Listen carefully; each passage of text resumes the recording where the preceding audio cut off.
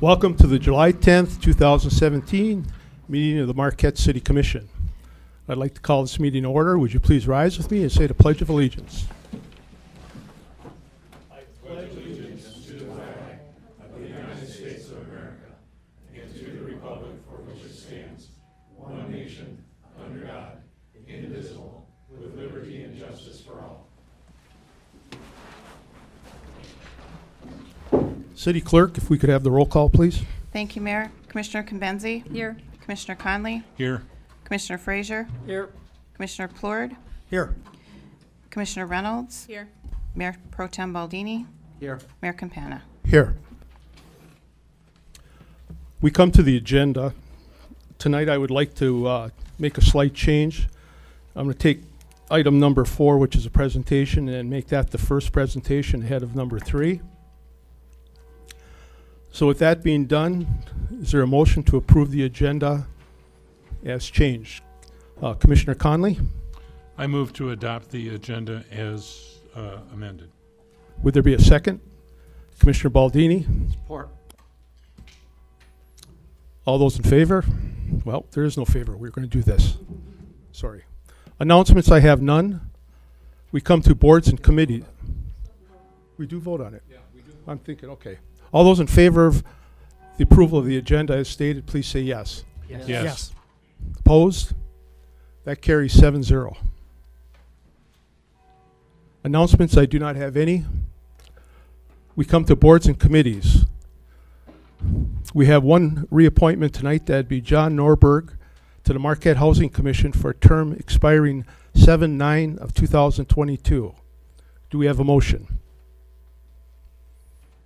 Commissioner Reynolds. I move that we reappoint John Norberg to the Marquette Housing Commission for a term ending 7/9/2022. Would there be a second? Commissioner Frazier. Second. Comments, any? Seeing none, all those in favor, please say yes. Yes. Yes. Opposed? That carries 7-0. Tonight we have one public hearing. That public hearing is conduct a public hearing for amendments to the zoning ordinance and form-based codes. City Clerk, could you give us the background, please? Thank you, Mayor. Background. Prior to the May 18th adoption of the related ordinance amendments by the City Commission, the primary focus by staff and the Planning Commission was to address short-term rentals in residential neighborhoods, defining them as homestays or vacation home rentals, and establishing specific standard for these uses. Allowing STRs as legally valid commercial activity in mixed-use, commercial, office, residential districts without specific standards applied was the initial intent of the relevant May 18th ordinance amendments. However, there are some important considerations that were inadvertently omitted that now need to be addressed. The following amendments were made to resolve these shortcomings with the adopted codes. Adding homestays and vacation home rentals as principal uses in the mixed-use districts will partially resolve this issue. No proximity or other limit standards are necessary or desired in these districts. Amend the definitions of homestay and vacation home rental to include language to address all dwelling units. This will cover any residential unit in a mixed-use district, such as apartments in a building that is mostly used for offices. Standards for mainly residential, traditional neighborhood residential district, primarily Champion Street in the South Marquette Waterfront Form-Based Code District, also need to be addressed. The Planning Commission held a public hearing on these draft amendments to the zoning ordinance and form-based codes at its June 20th, 2017 regular meeting. The following motion was made. It was moved by Jay Carlson, seconded by A. Andrus, and carried 6-0 that after review of the proposed zoning ordinance amendments stated in 01 ZOA 0617 and the supporting documents in the agenda, and after conducting a public hearing, the Planning Commission finds that the proposed text amendments are supported by the Community Master Plan and therefore recommends to the City Commission that the requested amendments to the City Zoning Ordinance, the Downtown Marquette Form-Based Code, and the South Marquette Form-Based Code be approved as presented. Recommendation: conduct a public hearing for the July 10th, 2017 regular meeting to consider the amendments to the zoning ordinance and form-based codes. Alternatives as determined by the Commission. Thank you. Okay, we're going to open the public hearing. If anyone wishes to address the Commission, this would be your time. We need name, address, city or township. You have 3 minutes to speak. Does anybody wish to address the commission at this point? Does anybody wish to address the commission? Seeing none, we're going to close the public hearing. Commissioners, do we have a motion? Commissioner Conley. I move that we adopt the amendments to the zoning ordinance and form-based codes as presented. Do we have a second? Second. Commissioner Frazier. You second it. Comments? Commissioner Conley? None. Commissioner Frazier? None. This does require a roll call vote. City Clerk, please. Thank you. Commissioner Compenzi? Yes. Commissioner Conley? Yes. Commissioner Frazier? Yes. Commissioner Plurd? Yes. Commissioner Reynolds? Yes. Mayor Pro Tem Baldini? Yes. Mayor Campana? Yes, that carries 7-0. We have two presentations tonight. The first presentation is the UP Children's Museum, Guardian of the Quarter. That would be Parker Burt. Parker, if I could see you at the podium here.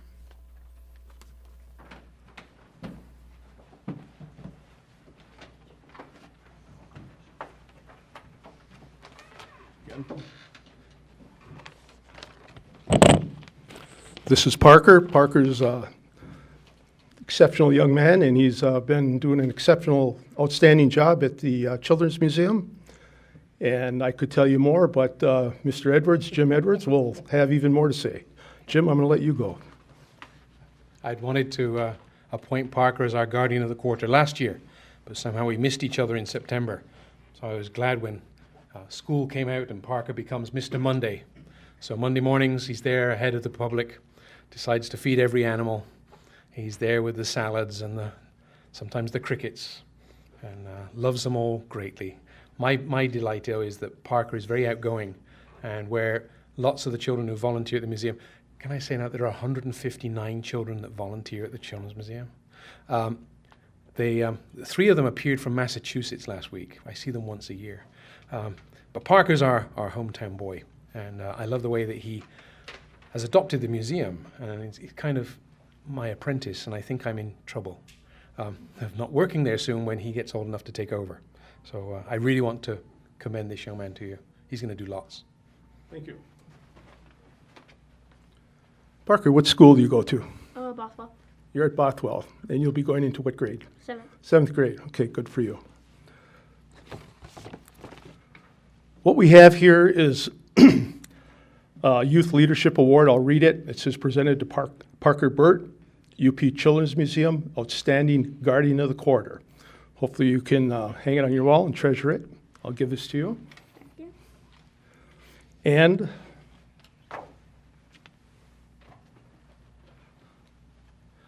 the head of our Sweet Treat Committee is Commissioner Reynolds. She spent all day baking this little extra sweetness for you. Eat it and remember us well. And again, I thank you very much. You're doing a good job there, and I'm sure it's going to carry over as you get older into other areas, and you'll be making a lot of accomplishments. So thank you very much, and continue with the good work at the museum. Thank you. Did you care to say a few words? You want to say it right here? Don't be shy. Thank you. Very good. Thank you very much.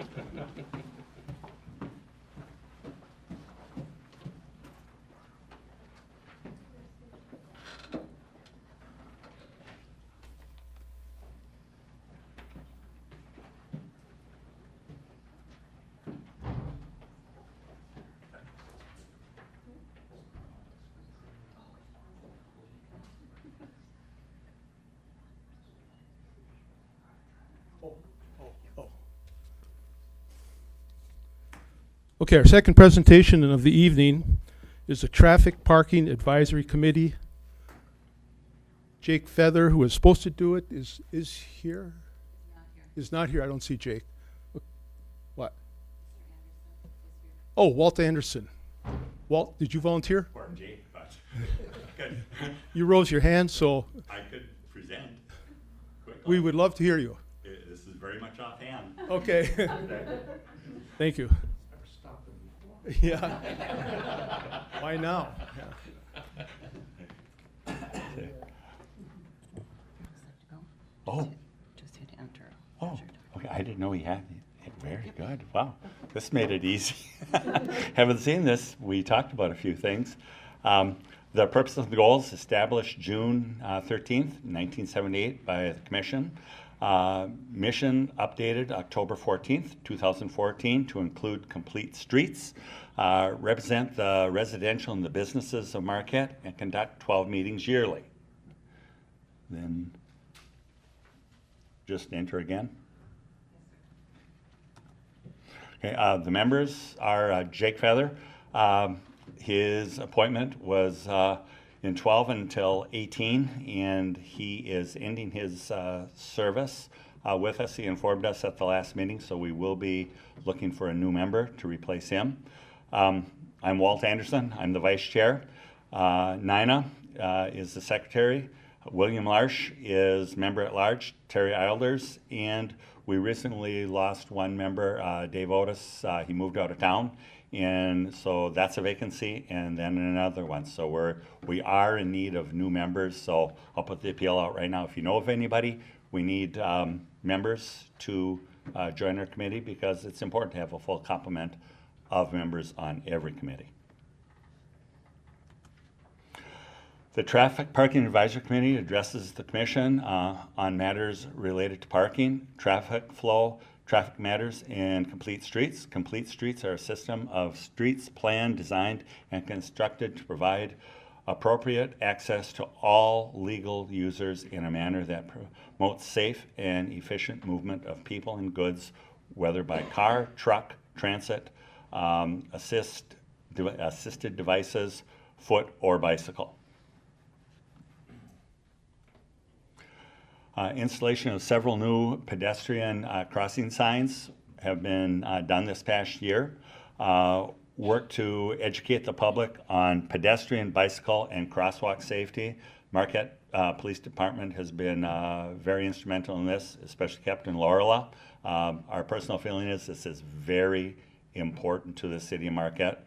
You know, vehicles have to be respectful of pedestrians. Pedestrians have to be respectful of vehicles, and bicyclists have to know that they have the right on the road, but there are places where they don't have the right on the road, and they can ride on sidewalks, and they have to know the difference between the places.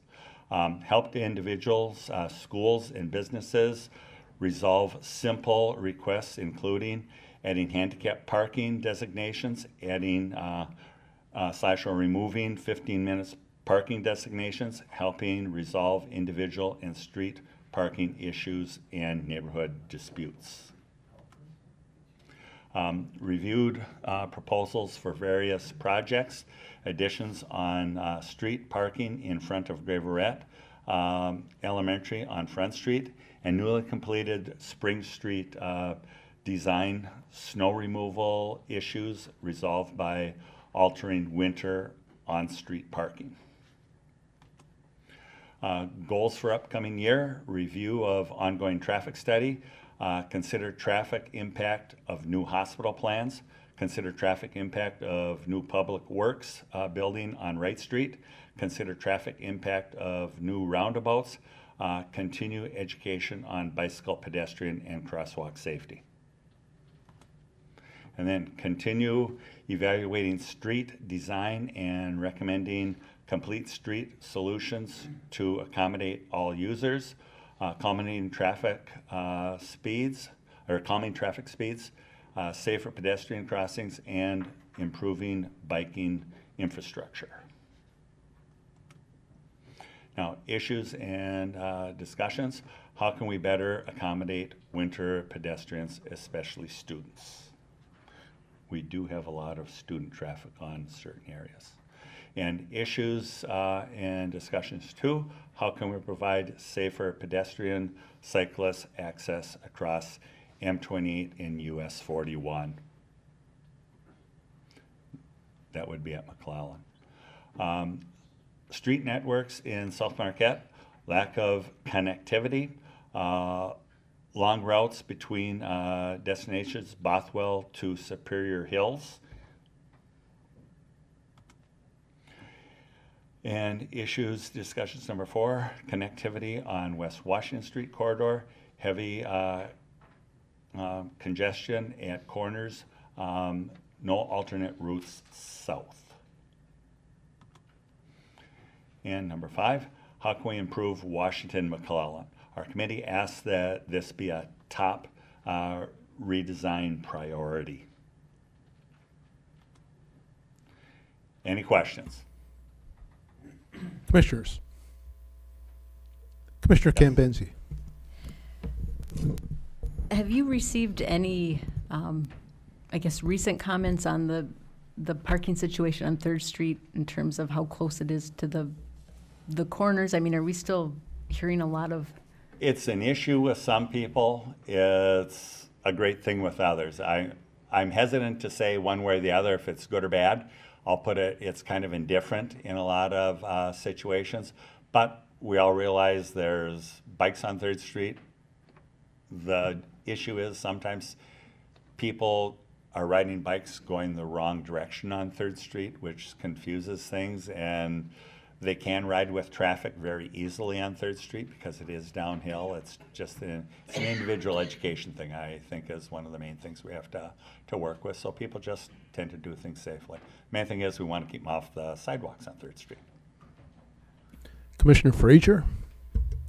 Good job, Walt. You're always very impressive. I'm glad you looked at Washington Street because I know the other day I was at a meeting at the corner of Lincoln at the new MBIG building, and traffic was backed up all the way from I think Park all the way up to McDonald's. I parked by KFC and Matthew Thorpe and walked to MBIG, and I would have sat in traffic for an hour waiting. So I walked to the meeting and came back, and it was faster walking. So I think that's good. Just keep an eye on traffic's getting more congested through there. Might be something to look at. Very much so. In fact, here's my pattern on that area. You know, I turn at the old Coca-Cola or Black Rocks. I go up to Bluff. I go Bluff, and I'll go up Lincoln that way if I want to make a left going up Lincoln right now, because you can get backed up a long way there.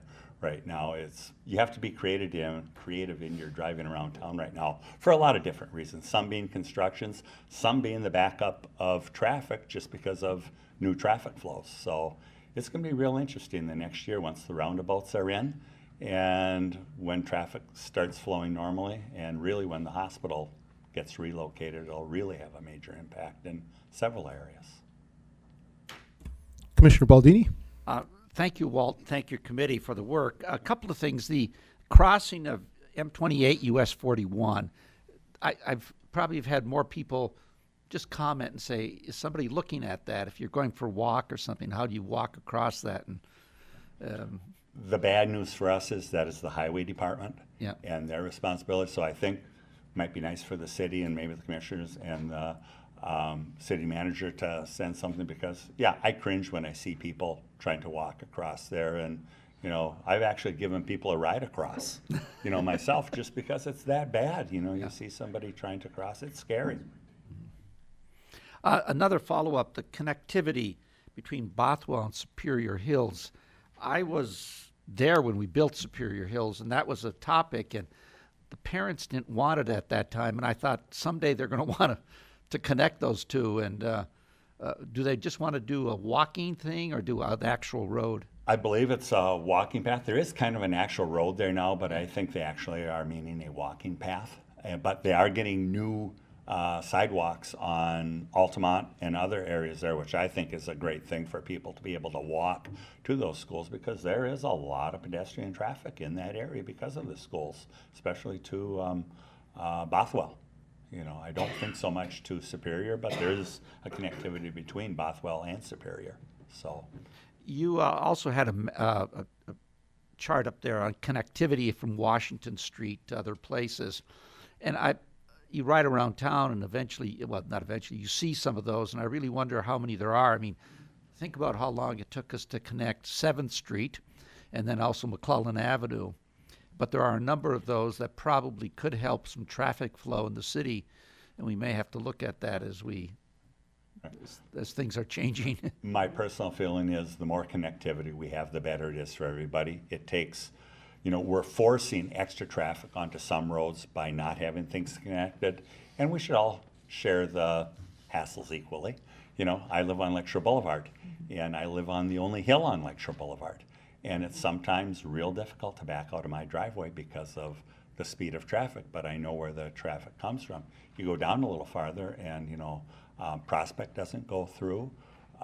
There's several other streets that don't go through because they can't. But if Prospect went through, it would take pressure off of, you know, Crescent and Hewitt both. You know, so there are situations like that around town that we could do a better job of connecting. Right. Thank Even you. if it was just a sidewalk in some cases. Well, there will be, the bike path on Third Street will remain. Is that not true? Yeah, I don't see it. Okay, it- not bike it path, bike changing, lane, right. it goes It'd up. be- Right, it should be nice if Third Street was a little wider. Yeah. The biggest, you know, concern I get from people is people going down, say from south to north on Third Street, and they feel like they're awful close to cars when they open doors or people are trying to load on cars, just because the right lane or the northbound lane is very tight, but going up, it's quite easy because of the bike path there. You know, it makes it significantly different. In regards to the Bothwell situation, I live in that area, and traffic in the morning is horrendous. You know, a lot of the reason they do, I think they need a road is, if you have a kid that goes to Superior Hills and one at Bothwell, Yeah. you know, you drop one off, and then you got to circle the neighborhoods. All the way around. And it's a long, it's not an easy Yeah, chore. sure is. So yeah, the road's there. I wish they would just, you know, improve it. So Yep. It that would be my vote. So could be done, and it'll have to be, you know, in discussion with the school board because it's actually on their land, you know, so they're the ones that kind of have to make the that's commitment. true. Yeah. Well, hopefully they'll see the safety factor. It's a great thing to do because of young families in the elementary and the middle school. Face it, it's the only middle school we got. Okay, Walt, thank you very much for your presentation. Thank you for stepping in at the last minute. You're welcome. We'll call on you frequently now.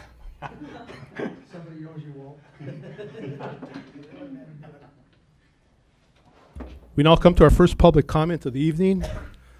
Public comments when residents may address the commission. You have 3 minutes. We need name, home address, city and/or township. I'm going to open public comment. If anyone wishes to address us at this time, now would be your time. You may also reserve time to speak on an agenda item that's coming up. Anybody wish to address the commission at this time? I do. You're on. All right. My name is Sarah Pierakoski. Address is 441 Blumhuber in Marquette. I am also the executive director of the Superior Alliance for Independent Living, or SAIL, Disability Network of the UP. And I just wanted to invite the commissioners to a July 26th event that we're having at the Marquette Commons to celebrate the Americans with Disabilities Act. This is the 27th year of the act. Actually, 2 years ago, former Mayor Coyne gave us a proclamation from the city to continue to reaffirm the principles of equality and inclusion, and recommitting his efforts to reach full ADA compliance. So I was just also wanting to invite you. I have flyers here for you. But if any of you were interested in speaking on behalf of the city, I'd really appreciate that, to have somebody at the event to talk about just the ADA and what the city's doing for ADA compliance. Tonight I saw a couple of great instances where people are, you know, thinking about that, complete streets, obviously that type of thing. So I just wanted to invite you all so I can pass that out to whoever. Can I come up to, okay?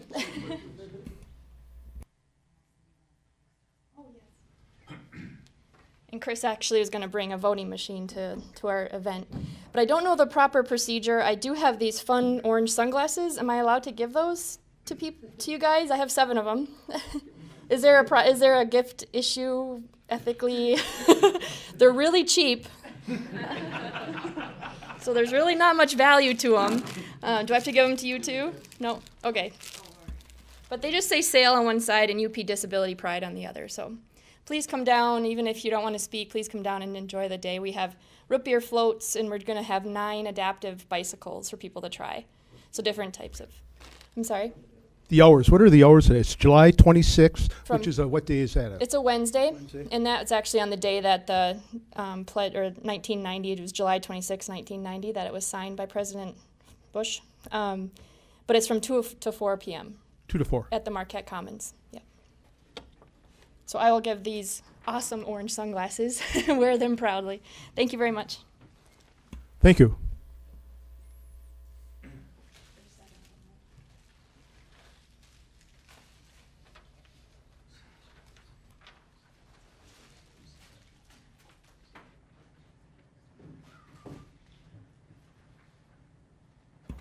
Frank Jeffero, 350 East Ridge, Marquette. These are my opinions. If parking meters are installed downtown, may the public please park farther and walk. Please don't feed those meters and ask your friends not to. They'll be removed if not used. Why clutter our downtown this way? Business owners must be appalled. This board seemed to handle Ordinance 654 with due diligence by giving months longer to work through the developers' concerns. However, this was likely because two of your biggest developers sought more time. Again, decisions appear based on who's who rather than the issues at hand. June 26th, the fire chief warned that you'd either need to run water lines to the outlying corners of town or purchase a tanker truck to fully protect our city, or else face lowered insurance ratings and increased insurance cost. This board has been advised in the past to build from the developed parts of town outward instead of building at the far reaches before areas in between have been developed. Members were warned that the cost of running infrastructure is exorbitant unless there's adequate density along the length of the line. Let us start taking action on viable public comments. Please respond for the sake of us all, especially yourselves. We continue to document Mr. Campana's failures to treat participants equally and to explain his seemingly subjective rules. Members and participants alike still use first names after he warned this wouldn't be allowed. June 26th, he let a preferred developer know that his time was up after a reasonable 7 extra seconds, but when the developer protested, he was allowed a full 30 extra seconds. Would he let me negotiate my comment time this way? He's asked thrice now whether the use of names is acceptable, first names, and how much extra time do we receive after 3 minutes. Our members are urged to remind him of this concern because he's neglected to respond twice, assumingly because he's not absorbing the questions. He is good at demanding respect that he hasn't earned. When the same developer grumbled in the audience later, he was invited to the lectern to state his objections as if the chair would accommodate a common citizen to this degree. Then the other big developer invited himself up, as if they and an architect run these meetings. It's clear the chair won't take charge except against a few of us. This was never more evident than when 2 members broke into an altercation on June 26th. The chair did a fine job interjecting, but this wouldn't have occurred had he run our meetings by the book, which states that all discourse passes through the chair. You know my comments are objective when I side with Mr. Conley over Ms. Compensi, but the record shows she was wrong. Most unacceptable was Mr. Conley speaking privately to Mr. Plord during a public comment. Not only did he ignore the man who had the floor, but he distracted a second member, meaning only 5 were listening, or actually 4. Shame on Mr. Conley for exhibiting such despicable manners.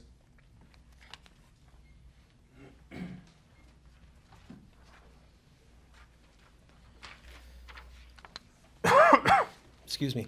Matt Lutenberger, 1406 Garfield Ave, here in Marquette, Michigan. I guess first, I'm up here to eat a little crow, Mr. Baldini. I'm very sorry about last week, or last comments. It appears that the speakers on the outside in the hallway don't work, so I couldn't hear you while I went outside and had to catch a coughing fit. But they did record everything you said, so it's on YouTube, it's in the recording. I'm very sorry. I hope you had a great weekend and I didn't frustrate you on that. Second, I would like to thank the police and the fire department for a wonderful weekend. 4th of July was a tremendous success from everything that I've heard. I would like to point out that, again, Mr. Baldini, thank you for all the work you do on the 4th of July committee. It's vital, and it's a lot of work, and I feel bad distracting you by other issues when the 4th of July comes around. But again, successful year. Thank you very much for everything. Lastly, I don't have a lot of time. I got to get back to work. But on the item number 8, Dead River Multi-Use Pathway Bridge repairs, that's been coming along. This is part of that maintenance concept I was talking about a little while back. It's been needing repair for a long time. The citizens themselves don't really know who to talk to. Is it a Parks and Rec Department thing? Is it a city management thing? Is it a Board of Light and Power thing? all three of those operate down on this area, which is the BMX track, the Frisbee golf course, soccer field access. And I bring this up because I go there 4 times a day, if not more, and it's still a dirt road. And so this is one of the reasons I decided to run for city government, why I should be considered for the Board of Light and Power Executive Director position. These are the thoughts. Who is around to pave that? Right now it's a dirt road, and everybody, and I mean everybody on the golf course, is annoyed when people drive down that road. The dust that gets kicked up, people are yelling at you from the woods. It's one of those things. But again, who runs it? Is it the city here? Is it the Parks and Rec Department? Is it the Board of Light and Power? That's a coordination issue I wish we could see more of. On that same critical note, even tonight, the concerns that were brought up by your traffic and parking advisory lead or chairman were dismissed because community members need better education. That was the primary answer that was received, was we're not doing enough as citizens to adhere to certain problems that are coming up. And that's what scares me most, is that our government doesn't know what's going to happen with the improvements they're putting in. That scares me. Lastly, I'd like to point out that in October, I pointed out that the pathway to Picture Rocks, or sorry, my time is up, but McCarty's Cove still has a hole in it. Please fix it. Thanks. Thank you. Anyone else? Fred Stonehouse, 875 Oriana Drive, Marquette. I just wanted to state, I guess, what a great weekend we had. What a terrific 4th of July, wonderful parade, incredible Harbor Fest, or rather Food Fest. And of course, the fireworks were certainly spectacular. And it takes so many people to make that work. So many groups working together, so many individuals. Commissioner Baldini was singled out certainly as being deeply involved in it, and I thank him greatly for the work that he does. But there's so many folks that make all of this happen. And we never figure out how to thank them properly, I think. And this is just my effort to say thank you for everybody that really gave the citizens of Marquette, all of our visitors, all of our friends, a wonderful and safe 4th of July holiday. Thank you. Thank you. Anyone else? Good evening. Yor Malankinen, 8 Marquette Drive here in the city of Marquette. Again, I want to press on the accolades for Mr. Baldini doing a fabulous job on the fireworks and the organization and everything on that end of it went super, super well. It's unfortunate that we ended up with a set of ugly Americans in our community that had a 40 or 50, 60-foot sailboat in front and I had brought it to Mr. Baldini's attention. He did his utmost to do that. I'm saddened that our police department and Coast Guard were not able to remove these disorderly people that were drinking in front of young people, making a spectacle of themselves. Really inappropriate behavior, and it's unfortunate that our law enforcement department of all ventures could not do anything about that at all. But other than that, everything went really, really well, and I'm happy to and proud to be a part of this community. And I'm going to talk on one more topic, and if I run out of time, which I will continue. I know you guys are deliberating about it, and the Mining Journal has had several articles on the new garbage hauling contract that you are considering. I want you to remember that in some format I've been representing the city and the county on it for the past 16 years. The city is a 52% partner in this. So remember when you make these decisions that 20 plus years ago when Mr. Greenleaf wrote this document between all the municipalities, including the city, he made a small error in when he included in stating that all refuse and garbage has to stay in a county that's generated here. He made a little loophole in there and forgot about the recyclables. Recyclables was not a key item at that time. And the recyclables are very important to the landfill authority and you as a partner. So please look at being the 52% owner of this partnership and not abandoning the partnership between the recyclables that we, the landfill authority, have generated throughout these years.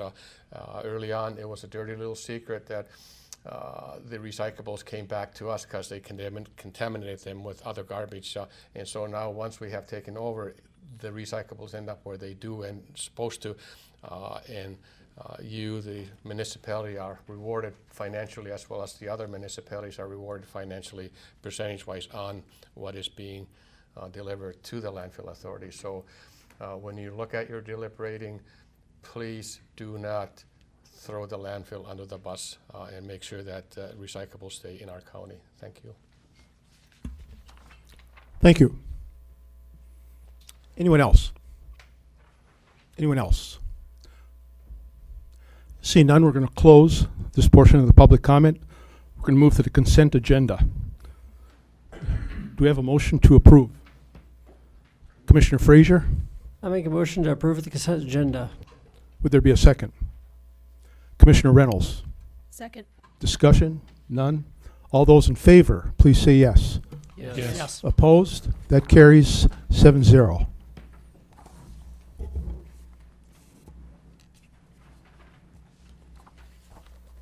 We move to new business. We have 5 items on tonight's agenda. First item is the purchase of property from Tyler Pedersen. City Clerk, could you give us the background, please? Thank you, Mayor. Background. As a result of the preferred alternative being chosen for the proposed transportation system improvements related to the relocation of the former Marquette General Hospital, various properties or portions thereof were identified as needing to be acquired for the project.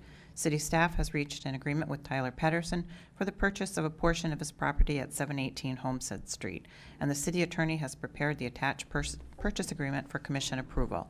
Fiscal effect: an agreed upon cash payment of $22,500 will be made and funded through the Brownfield Plan for the DLP Marquette General Replacement Hospital.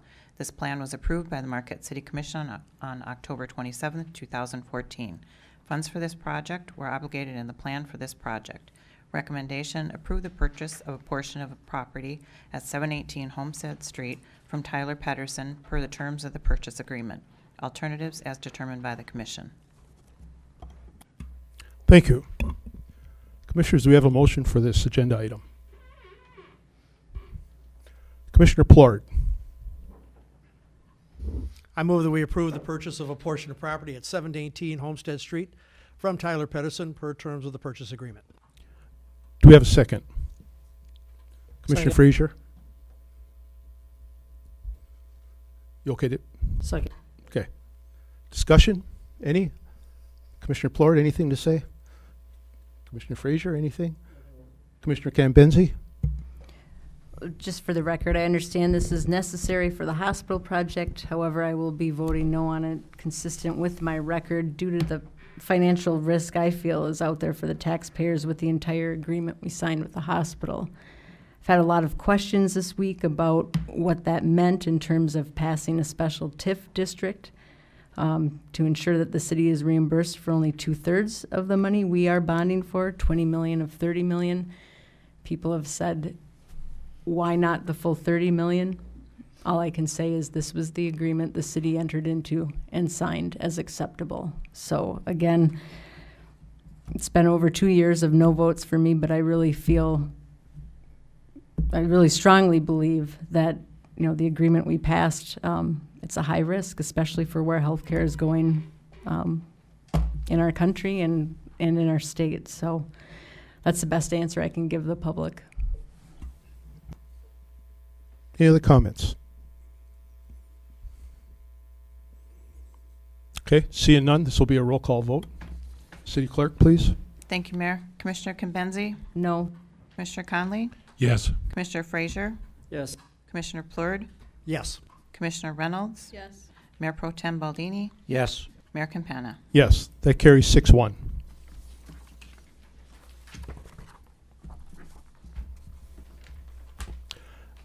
Next, we move to item number 7, which is purchase of property from Velacuva LLC. City Clerk, could we have the background, please? Thank you, sir. Background, at its meeting on August 8th, 2016, the City Commission approved the 6-year capital improvements plan for 2017 to 2022, which included a Wright Street reconstruction project and a Presque Isle Avenue reconstruction project. The Presque Isle Avenue reconstruction project proposal includes upgrading of the intersection of Presque Isle and Fair Avenues with a roundabout as recommended in the City of Marquette traffic study. In order to construct a roundabout at this location, an additional right-of-way must be acquired by the city. An agreement has been reached with Valacuva LLC for the purchase of a portion of their property at 1318 Presque Isle Avenue, and the city attorney has prepared the attached purchase agreement for commission approval. Fiscal effect. An agreed-upon cash payment of $15,000 will be made for the purchase. The Presque Isle Avenue and Wright Street reconstruction projects were approved under the fiscal year 2016-17 budget. Funding will come from the fiscal year 2016-17 bond package. Recommendation, approve the purchase of a portion of the property at 1318 Presque Isle Avenue per the terms of the purchase agreement. Alternatives as determined by the commission. Thank you. Commissioners, do we have a motion? Commissioner Reynolds? I move that we approve the purchase of a portion of property at 1318 Presque Isle Avenue per the terms of the purchase agreement. Would there be a second? Commissioner Frazier? Second. Comments, any? Commissioner Reynolds? Just that I'm glad that we didn't end up having to file a suit, and I thank the city attorney and the city manager for getting this taken care of. Thank you. Commissioner Frazier, anything? Commissioner Plord?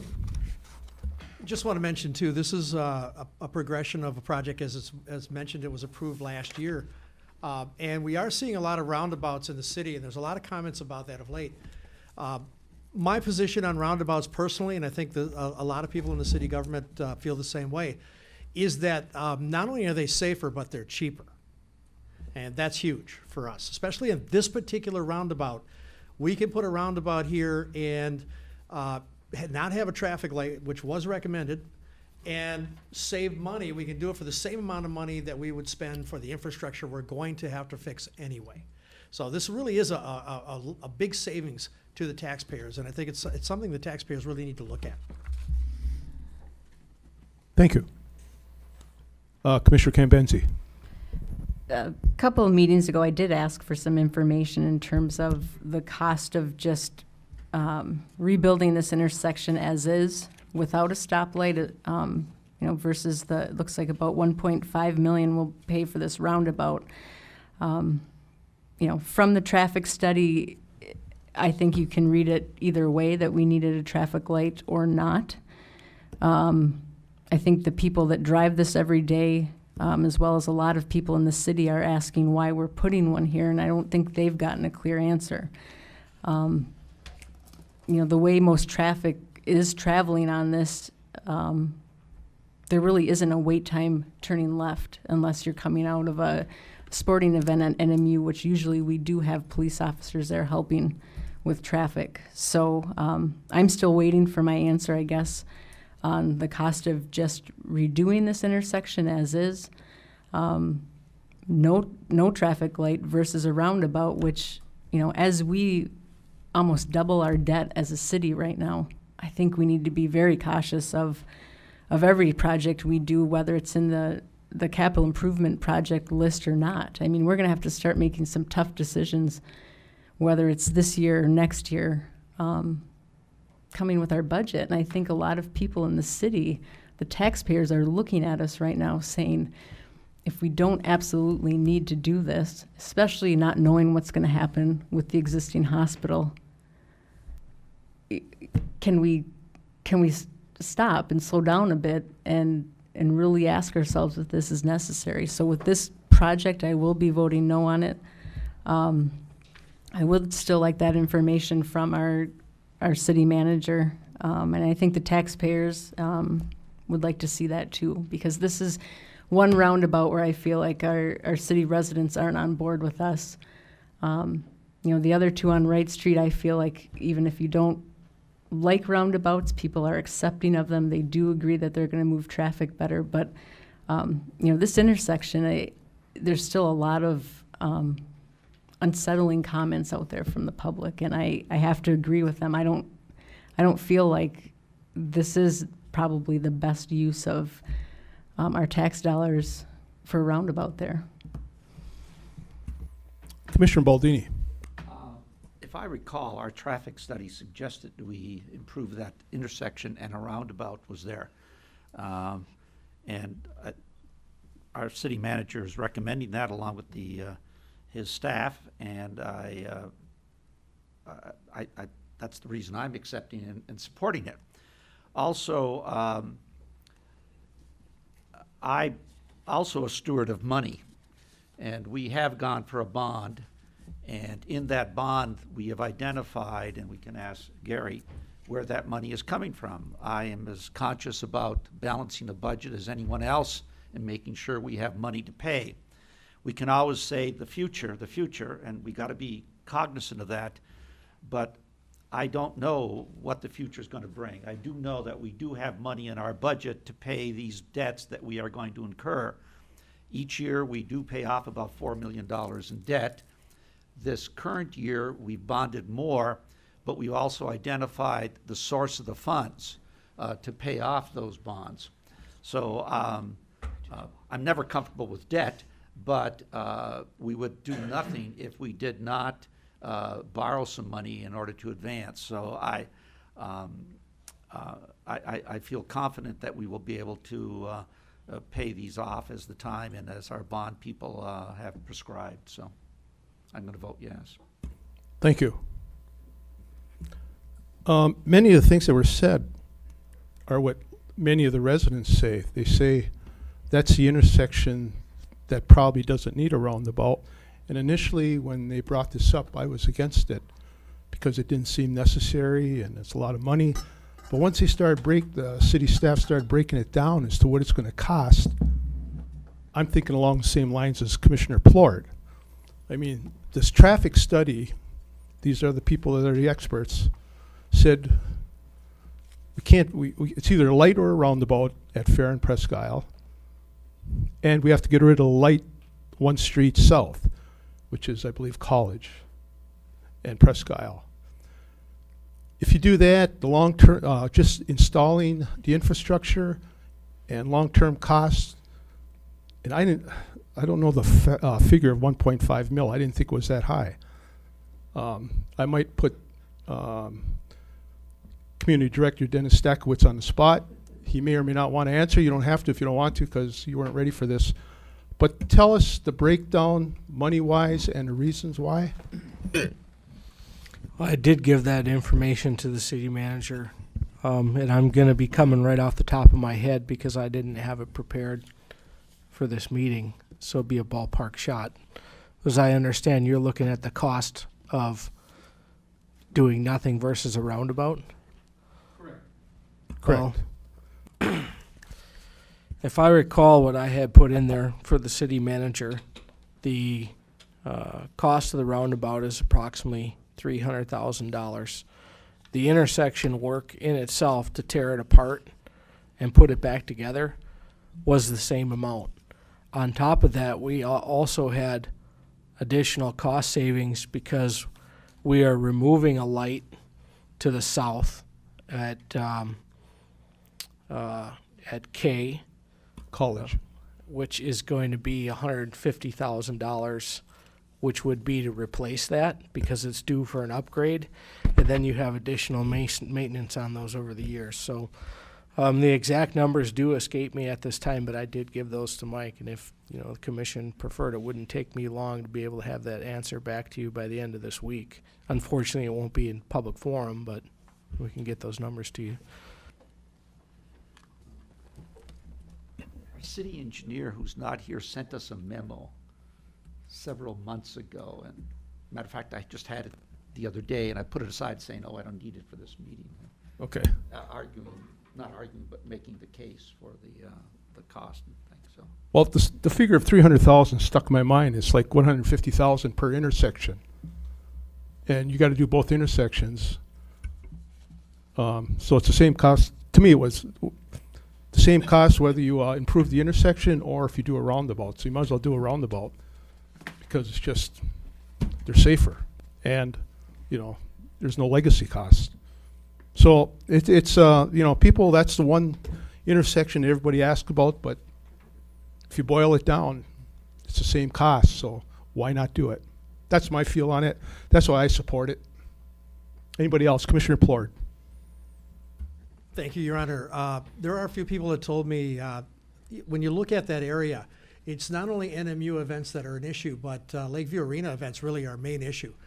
We just had the chicken barbecue back in June. That's one thing. There are a number of things going on at Lakeview Arena year-round. And a lot of people who normally just travel that area have spoken to me in the past already saying it's virtually impossible to make a left turn onto Presque Isle from Fair, no matter what time of day it is. And so, yeah, I've heard a few people say that they're not sure why we have to have a roundabout there, but once explained to them, pretty much everybody I've talked to has said, yeah, okay, I guess I can understand that. Again, we're saving money getting rid of a traffic light. We're not adding a traffic light where traffic study recommended it to be. So that's 2 traffic lights we're not putting in, and saving money for who knows how long into the future, perhaps several hundred years, and getting our infrastructure done. And yes, the $300,000 is the figure that I saw was going to cost the same thing either way. And so we spent $300,000 to fix the infrastructure, put the roundabout in, and we're done with it. And at this point right now, pretty much everybody in the city of Marquette understands how to deal with a roundabout. Okay, and the city of Ishpeming can be happy to give you instructions if you don't, because they've learned. No, we've all learned. I honestly don't understand what the issue is. This has been discussed for a year. It's a progression of what we've discussed and what's been decided, and it really is the most cost-effective way to get a lot of issues solved at that particular intersection, something that really needs to be done. Another point that we didn't bring up was it should be safer for northern students crossing the street, because, you know, they play Dodge car all day long, and there will be a pathway for them, and this will increase safety for them. So another good point.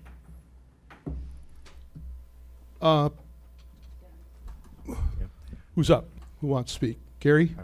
I just wanted to, Dennis just let me know he does have that information, but I wanted to let everybody know too, this project was going to be funded by the Lundin mining money, so there won't be any general fund money used towards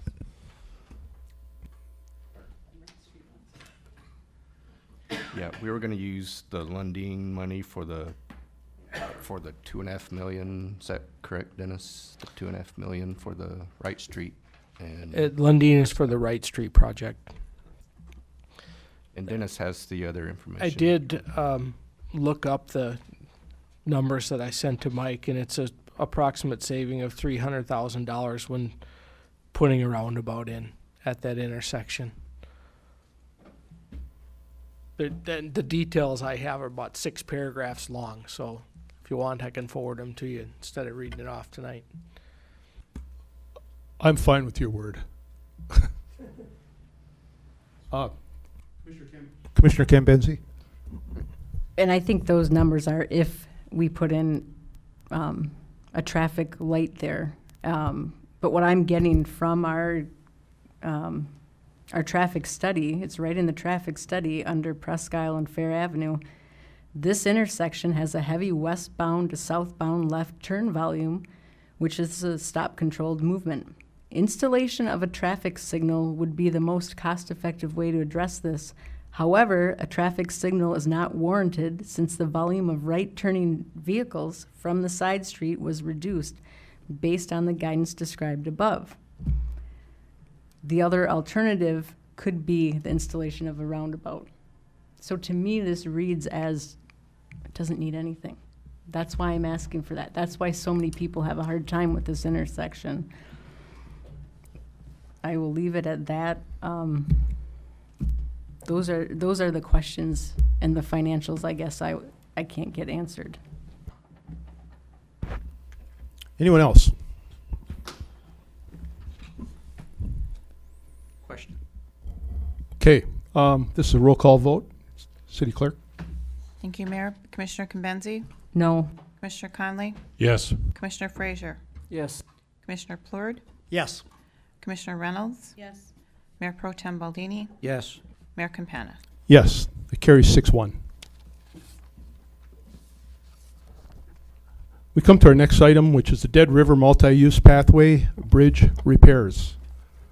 City Clerk, could you give us the background, please? Thank you, sir. Background. The Camelback Bridge that currently functions as a crossing for the multi-use pathway across the Dead River is in need of some repairs to extend its service life. In the past, this historic bridge was part of County Road 550 and was used for vehicular access. This bridge withstood the flood of 2003, but is now at a point where repairs are critical and must be made in order to save the structure. Bids for the project were opened on June 15, 2017. One contractor responded to our request for bids. The result is summarized below. Engineer's estimate, $152,050. Associated Constructors, LLC, $200,805.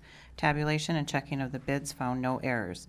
Fiscal effect, this project was approved under the fiscal year 2016-17 budget, and sufficient funds are available using the budgeted amount and remaining funds from other current projects. This project will be part of the fiscal year 2016 bond package. Recommendation, award a contract for the Camelback Bridge Concrete Repair Project to Associated Constructors, LLC, in the amount of $200,805 at the unit prices bid. Alternatives as determined by the Commission. Thank you. Commissioners, do we have a motion? Commissioner Baldini? I move that we award a contract for the Camelback Bridge Concrete Repair Project to Associated Contractors, LLC, in the amount of $200,805 at the unit prices bid. Do we have a second? Commissioner Frazier? Second. Discussion, Commissioner Baldini? I just say that this is the bridge, which is not used for vehicular traffic as such, but it is part of the infrastructure of the community for walkability, things of that nature, and better we invest the money now rather than waiting for another couple of years for it to deteriorate further. So I think it's a wise investment at this point. Thank you. Commissioner Frazier, anything? Old bridge needs to be fixed up, so I'm glad the city's doing it. Thank you. Commissioner Cambenzi? I just have a question for staff. It's kind of unusual just to get one company to bid on this. Is it because there's so much going on, or is it just more specialized work, or we don't know?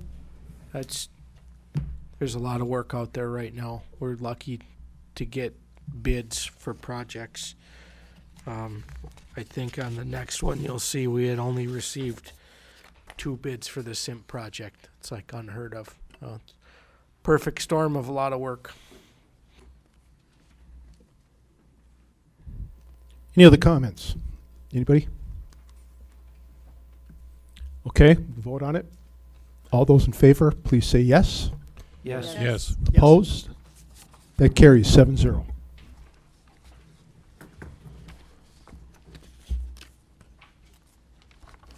Our next item of the evening is the water intake repairs. City Clerk, background, please. Thank you, Mayor. Background. The City of Marquette, Michigan owns and operates a surface water treatment plant that produces potable water for the city's customers. The source of water is from a water intake that extends out into Lake Superior.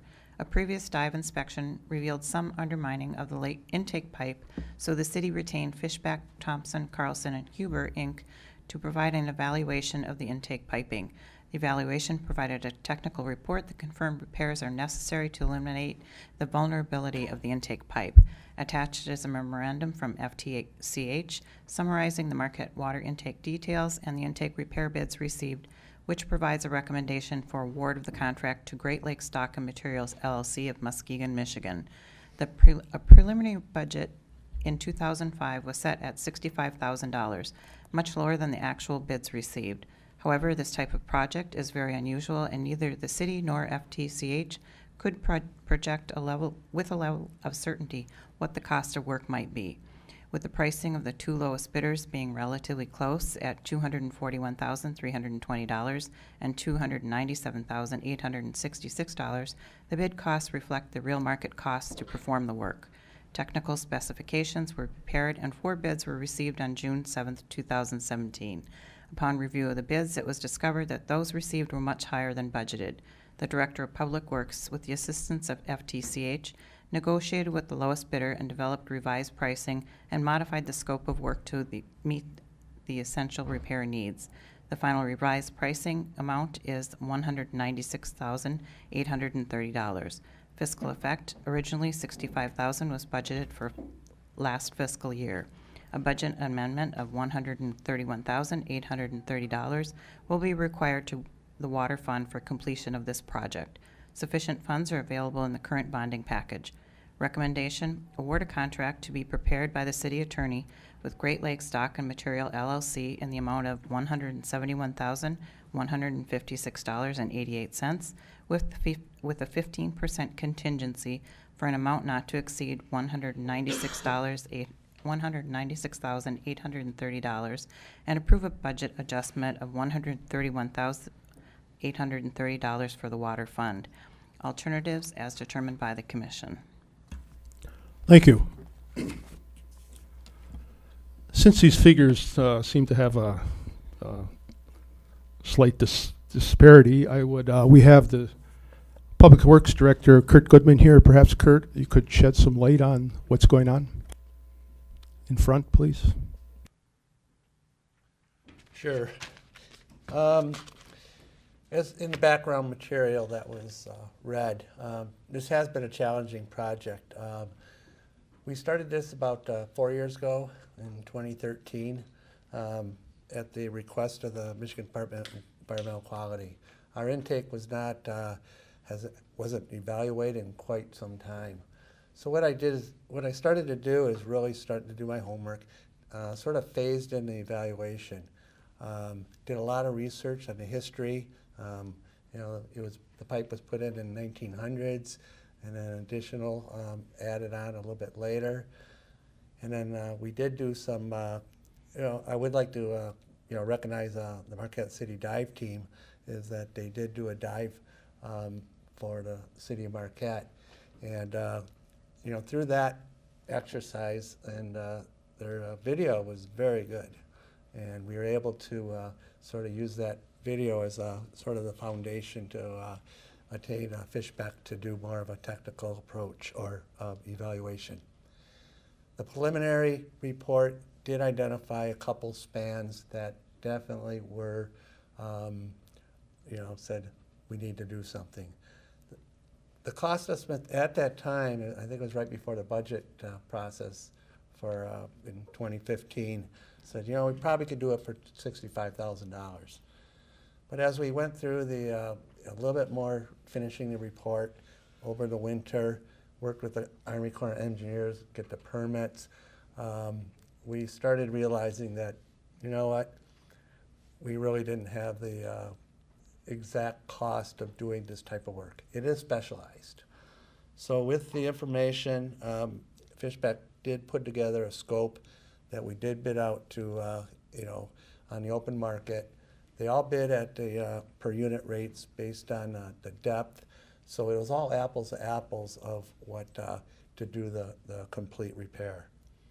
Upon receiving the bids, yes, we did see some the numbers much higher than that was put into the budget.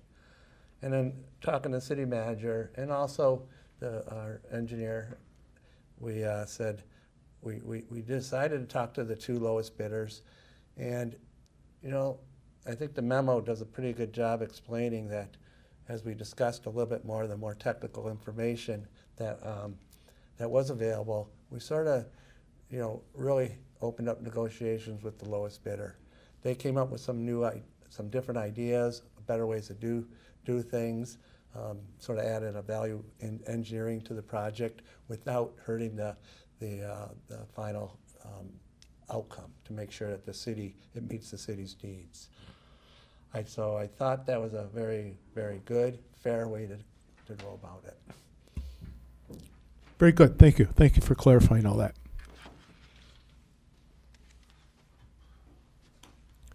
Okay, Commissioners, do we have a motion for this? Commissioner Plard. I move that we award a contract to be presented by the city attorney with Great Lakes Dock and Material LLC in the amount of $171,156.88 with a 15% contingency for an amount not to exceed $196,830, and approve a budget adjustment of $131,830 to the water fund. Do we have a second? Commissioner Frazier. Second. Do you have any comments? Commissioner Plord, any? Yeah, I did get a chance to see the pictures, and great job, Mr. Goodman's department is very, very thorough on this.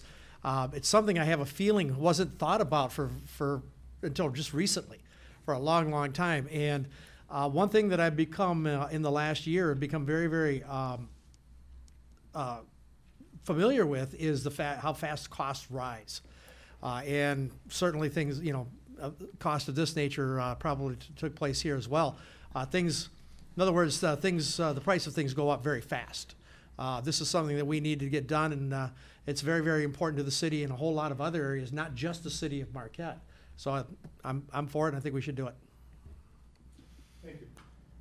Thank you. Commissioner Frazier. Commissioner Cambenzi. Just a question for Kurt, because what Commissioner Plord was saying, I mean, this is something we haven't thought about for a while, but what is the lifespan of this pipe? I mean, it's been in there for over a century. We have, as long as I've been here since 1980, we did do periodic inspections. However, the type of those inspections was that, someone's son or someone went out there for a diving exercise, and they would go down there and we ask them, what does it look like? And their report would come up, man, this is cool. And that did happen a few times.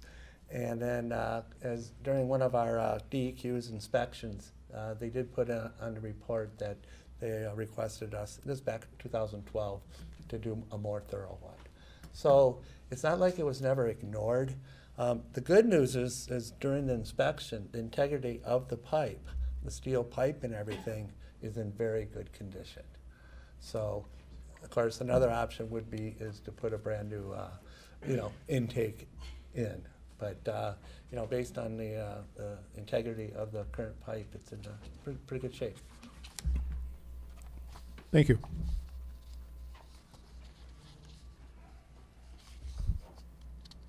Jeff, come.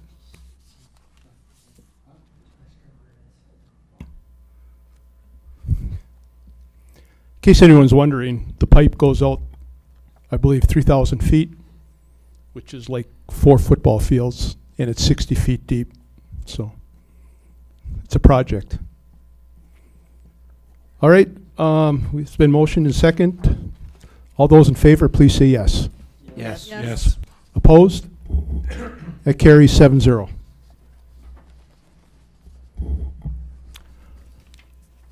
We come to our last new item of the evening, is street improvements, bituminous paving, and sanitary lateral replacements in conjunction with the gravel street upgrades project. City Clerk, could we have the background, please? Thank you, Mayor. Background. The City of Marquette's approved capital improvement plan for fiscal year 2016-17 has prioritized streets that are in need of heavy and preventative maintenance activities to extend the life of the asphalt concrete pavement structure. Proposed heavy maintenance activities include milling, thin overlays, curb repairs, and removal of undesirable materials. The heavy materials process will increase the surface life of the street by 12 to 15 years and thus prolong the need for complete street structure reconstruction.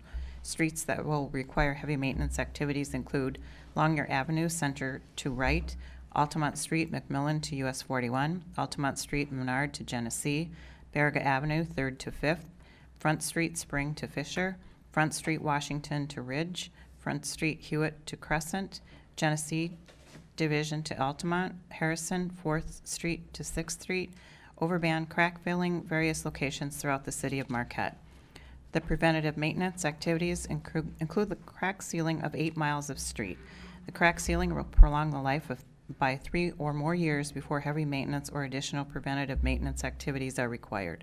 The gravel street upgrade will upgrade the Hancock Avenue, Jefferson Street, and Sherman Streets from gravel to paved streets with curb and gutter. In addition, any utilities that require replacement or upgrades will be completed at this time. This bid package was created to address priorities for heavy and preventative maintenance in our capital improvement plan and to replace those sanitary sewer Orangeburg laterals that reside in that same area of roadway. Bids for the project were opened on June 29, 2017. 2 contractors responded to our request for bids. The results are summarized below. Engineers estimate $1,730,718.48. Overstar Inc., $1,631,562.05. Smith Construction Inc., $2,241,839.50. Tabulation and checking of the bids found errors but had no bearing on the final bid outcome. Fiscal effect: the project was approved under the fiscal year 2016-17 budget, and sufficient funds are available. This project will be part of the fiscal year 2016-17 bond package. Recommendation: award a contract for the street improvements, bituminous paving, and sanitary lateral replacements in conjunction with the Gravel Streets Upgrade Project to Overstar Inc. in the amount of $1,631,562.05 at the unit prices bid. Allow the city manager to authorize this project to not exceed the budgeted amount of $1,787,850 to take advantage of the low bid prices and add additional streets to the mill and overlay process. Alternatives as determined by the commission. Thank you. Commissioners, do we have a motion? Commissioner Frazier. I recommend award a contract for street improvement, paving, and sanitary lateral replacements in conjunction with Gravel Street Upgrades Project to Oberstar Incorporated in the amount of $1,631,562.05 at the unit price bid. Allow the city manager authorize the project not to exceed the budgeted amount $1,780,850 to take advantage of the low bid prices and add additional streets to the mill and overlay process. Do we have a second? Commissioner Plard? I second. Any discussion? Commissioner Frazier? Anything? Good idea to keep the city paved. Commissioner Plard? None? Commissioner Cambenzi? I'd just like to thank our city engineering department, one for the detailed agenda report that they've given us, but also because they are doing everything in their power to extend the surface life of our streets, which, as we know, the city of Marquette has, I believe Mayor Pro Tem Baldini said we're up to about $8 million short of revenue sharing back from the state, in which we use that money to improve our streets and our infrastructure. So again, we're cutting costs everywhere we can, but that's why we're not getting that money back from the state. And I know our neighbors in Ishpeming and Negaunee, they've had letters to the editor in the paper. I mean, this isn't a problem unique to Marquette. But I would like to thank our engineering department for making us aware and making the citizens aware of everything you're doing to, I guess, try and save money and extend the life of our streets. Thank you. Anyone else? Street projects, repaving and fixing is what most people in the city, I got to think anybody really appreciates. I mean, this is what you really notice, and it's what's got to be done, and it looks like we have a lot of improvements that's going to happen this fall. So this is good for the city, good for the community. Okay, all those in favor, say yes. Yes. Yes. Opposed? That carries 7-0.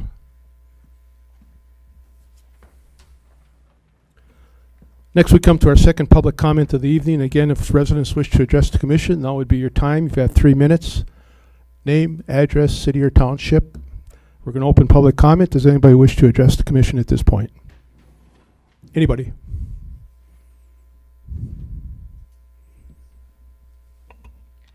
Frank Jeff Verito, these are my opinions.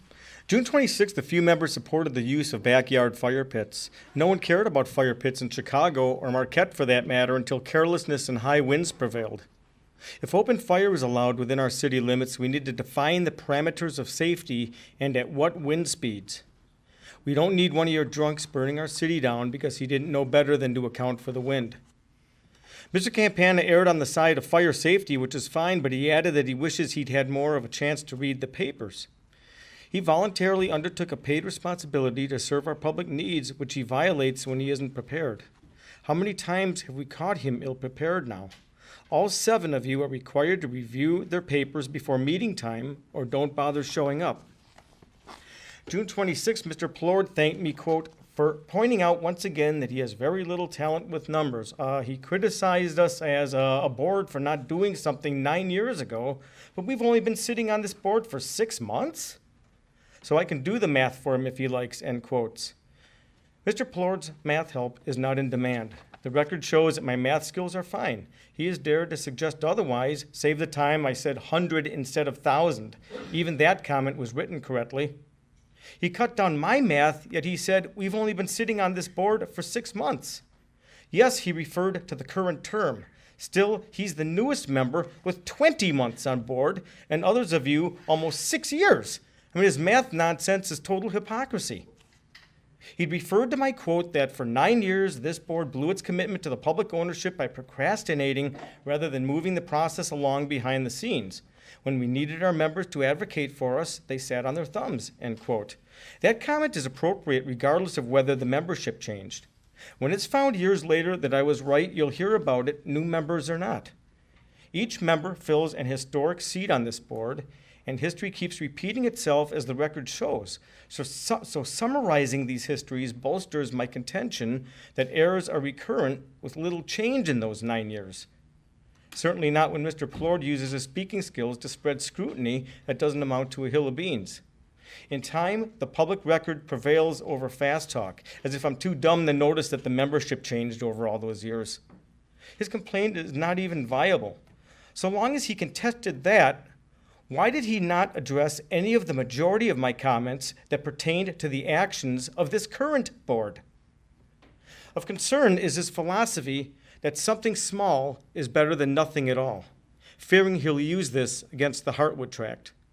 What if the something is already too small for a long-term vision? Do we still compromise on what we know is needed? Anyone else? Would anyone else like to address the commission? Fred Stonehouse, 875 Oriana, Marquette. Just a thought on the last item that came in front of the agenda, or last agenda item, the street paving. I remember a couple of years ago they paved Altamont, and that was really a nice job. They got more of the northern portion of it. But they didn't account for the manholes. So as a result, all they did was fill in, if you will, the existing potholes and create brand new round ones. So my hope is that this time the specs the engineers put out, or you can enforce, will actually cause the manhole to be at the level of the street. In other words, at the level of the paving, such that we're not bumping down the street as bad as it was the first time around. So a new paved street doesn't do any good if you don't address the manholes at the same time. They didn't do that last time. It gives me fear that they may not do it this time. Thank you. Thank you. Would anyone else wish to address the commission? Anyone? Seeing none, we're going to close public comment. We're going to move to comments from the commission. We'll start with Commissioner Reynolds. Well, I only have 2 quick comments. I've had a lot of people discuss what Yorma brought up about the trash situation, and the more that people do address the issue with me, it's more towards what you've been mentioning and a couple other commissioners have been mentioning. So I'd like people to still continue to address me and talk to me about the recycling and trash issue. The other thing I was going to bring up was Food Fest, and of course, thank you to Commissioner Baldini. And I had the wonderful time of wristbanding people with Commissioner Cambenzi, and the best part was that I got to see, because I was the one that was in charge of all the IDs, making sure people were legal, and getting to see everybody that comes from out of the area. And all the Finnish boys doing the Wurtzla engines, I ID'd all of them, and there was like tons of people from New York and an insane amount from Colorado. And it was a lot of fun just to see all the people that came in from the area to see the fireworks and be there for it. So other than that, nothing else this evening. Thank you. Commissioner Plard? Thank you, Your Honor. To Mr. Verito, your math is improving a little bit. Keep taking the class. But I didn't address any of your other comments last meeting because they weren't pertinent to anything, and we still haven't found anything in your public comments that are pertinent to anything that we can use. Keep working on it though, because I think you're going to find something. In a more serious note, I really want to thank the police department. You guys did a great job. And what people don't realize too is, and the fire department as well, but the police department doesn't get a holiday over the 4th of July. And I was at the Food Fest on the night of the fireworks. Fireworks were fantastic, as Commissioner Reynolds said. But the police officers were there. They were making sure that everybody was safe. Everybody knew who they were, and yet they stayed in the background. They didn't get to have as much of a good time as we did. They were out on the streets, braving the traffic, trying to get people, give people an opportunity to leave as quickly as possible, and there were thousands of cars. Thousands of cars. I don't know how you guys did it, but very professional. They did a great job. And I even mentioned that to some of the officers that were on the road. Parade, by the way, also another great job. The parade was very safe this year compared to last year.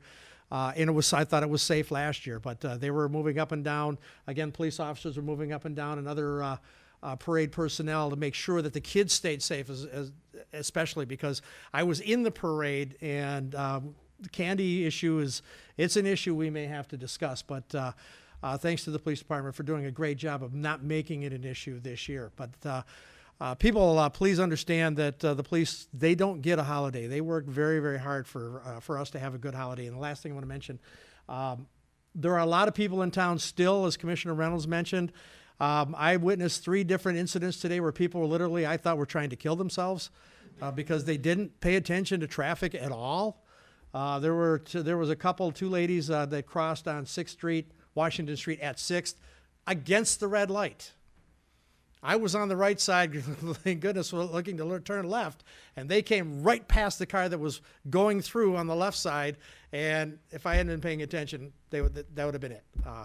So I say, what I'm saying is really, really take your time, pay attention, because there are a lot of people in town, we're glad to have them, but they don't really know what they're doing, or they're not paying attention because they are looking at different things in the city. They're taking pictures and that sort of thing. So let's hope that they actually make it, because they got lucky today. Thank you, Your Honor. Thank you. Commissioner Conley. Well, I want to thank those who helped bring us a wonderful 4th of July for residents and guests. Commissioner Baldini and your 4th of July Fireworks Committee, and the Kiwanis Club for the parade. Then our next meeting won't be for another 3 weeks, just because of the way the calendar falls. A couple of important events will be coming up. The Hiawatha Music Fest on the 21st through the 23rd. That is the weekend of next week. And then a week later on the 29th and 30th, Art in the Rocks down at Madsen Park. Both of those events are treasured by those of us who live in the community, and I would encourage you all to attend. It was brought up before, Commissioner Reynolds brought it up. It's likely that we will receive a recommendation and probably take action on our solid waste curbside collection and recycling at our next meeting in 3 weeks. So if this is something that's going to affect residents' lives at least once a week, if not more often, and we'd like to hear your input on this too. So let us know. Email, phone call, show up at the meeting next time, and let us know your thoughts. Thank you. Thank you. Commissioner Cambenzi. Well, I'd like to start off and just thank our mayor for continually running our meetings well, and my fellow commissioners for their deliberation and stepping up as elected officials. It's not an easy job, and for what little bit of feedback we do get at our meetings, I think they're run very well, and I appreciate that. I'd like to thank Mayor Pro Tem Baldini for his efforts, as well as the 4th of July Committee. I thought this year the festivities were outstanding. Last year I was in Munising. That was wonderful. I also went to Teal Lake to catch Nagani's fireworks, but I will say that Marquette really had a great turnout, as well as a great showing this year of fireworks, and I know that doesn't happen on its own. I had only one complaint about our fireworks ordinance. I think people are being very respectful. I didn't notice as many issues this year. I think we're getting there. And as well as our solid waste contract coming up, I agree that I've had a lot of feedback, and I think I'm leaning towards what would benefit us locally in terms of our recycling. I think that's key. It's important. It's something that, as the largest municipality at our solid waste facility, I think we do carry the torch in terms of, if we do business there, we allow others to, and I think it's a real win-win for our region. So the biggest thing I heard is that people want a choice. They want to still be able to use a bag if they want, as well as a container. And I think the more I hear that, the more I'm convinced which direction I'm going to go. So again, that meeting is coming up, and I would encourage everyone to keep contacting us. It does help when we make a long-term decision like this for up to 10 years. Commissioner Frazier. I said at the last meeting, Tom Baldini guaranteed nice weather and nice fireworks, and you came through on both of them. I know you'd have good fireworks, and your committee would have great fireworks, but I'm surprised you came through on the weather thing, too. You must have done a weather dance or something, or passed the word upstairs or something. You pulled off something, but it was a great 4th, and everybody had fun, and it was a good time for everybody. And like Sarah said, the Harbor Fest was amazing, and good to see everybody visiting. And I understand about tourists in town. People didn't know where they were going. I had somebody who was driving to work that day, and in front of a brick building down by Baraga, some lady was leaving the condos and stopped right out in the middle of the road and just stopped around and talked to somebody. If it would have been somebody cruising along Washington Street pretty fast, they would have smucked her. Luckily, I was going slow and just waited for her to actually turn around and walk away. I hear Fred Stonehouse too saying, about the potholes. There's a couple bumps on Lakeshore, and I see that now with try and get the manhole covers up a little bit, to raise the circle a little bit, make it even with the blacktop. That's a good idea. I know there's a good bump on Lakeshore. Always hit them around the marina. Also, a couple of boaters talked to me about some issues at the marina where the garbage recycling center is, and there's 2 old storage centers. So I think once the city gets their, public works building finally finished, you might look into maybe moving some stuff around down there, figure out what has to be there. Maybe we could open up that area where the stuff is right now. There's 2 storage buildings and 1 garbage thing. Maybe move it somewhere else, but still keep it in the Lower Harbor and clear that area out and make more picnic tables or something for people to enjoy. Especially on the 4th, it could be a great spot to watch the fireworks and do whatever you want with it. So look forward to the city doing the stuff. And Dave, I had a great time driving you in the parade.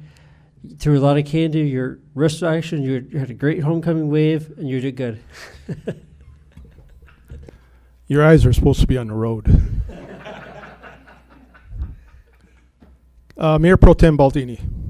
Thank you, Your Honor.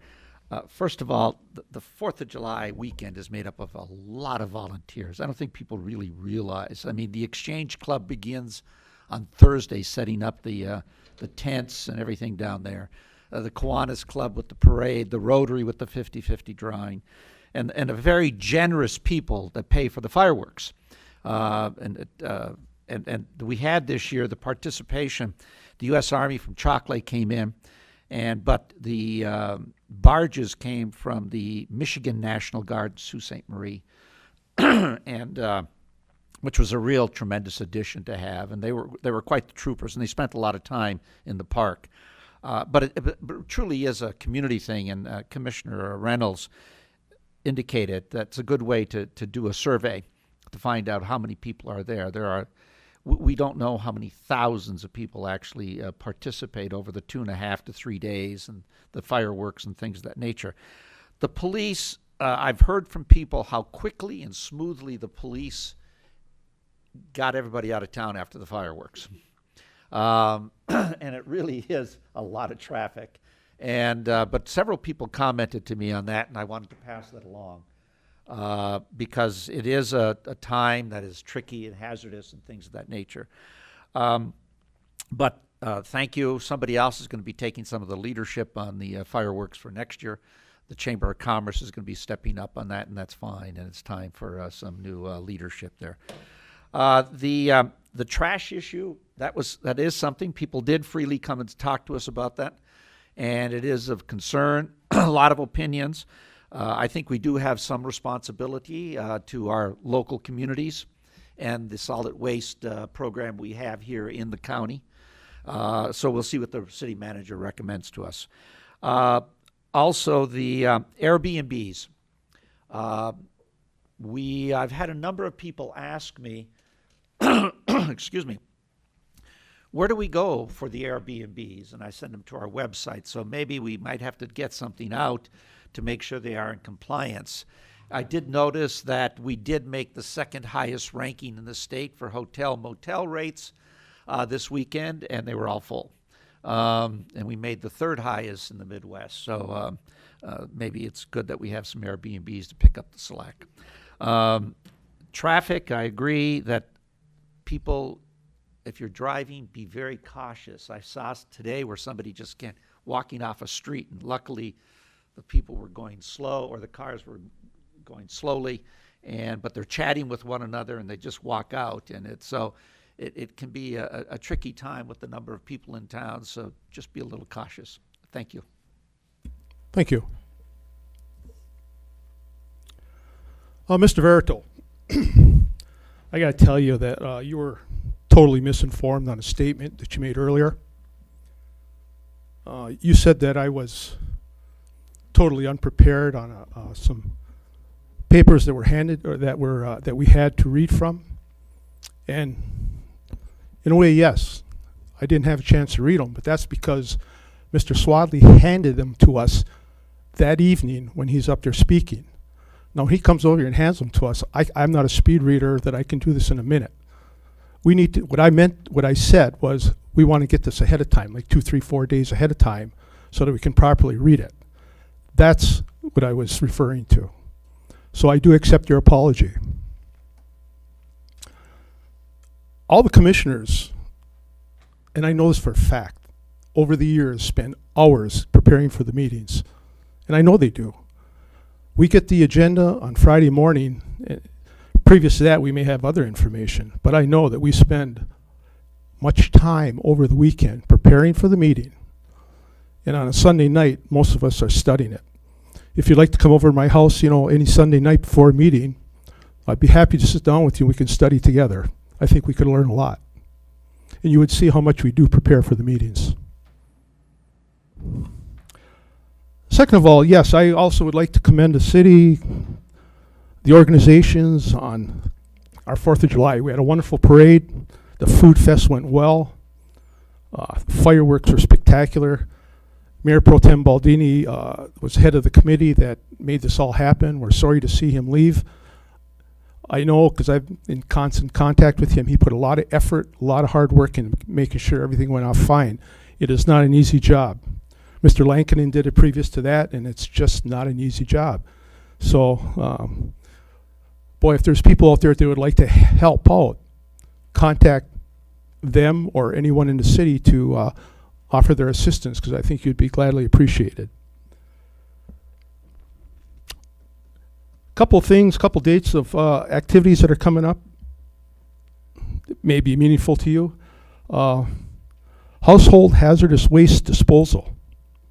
This coming Wednesday, July 12th, at the county landfill from the hours are 3 to 7. If you got the hazardous materials that you want to get rid of, that would be the place. Also, everybody's got scrap tires laying in their backyard. August 2nd, 3 to 7 at Lakeview Arena. And electronic waste, September 19th, 3 to 7, Lakeview Arena. That's all I have. Gary Simpson, our Chief Financial Officer, sitting in for the city manager. Do you have any comments for tonight? Thank you, Mayor, but no comments. With that, we are adjourned.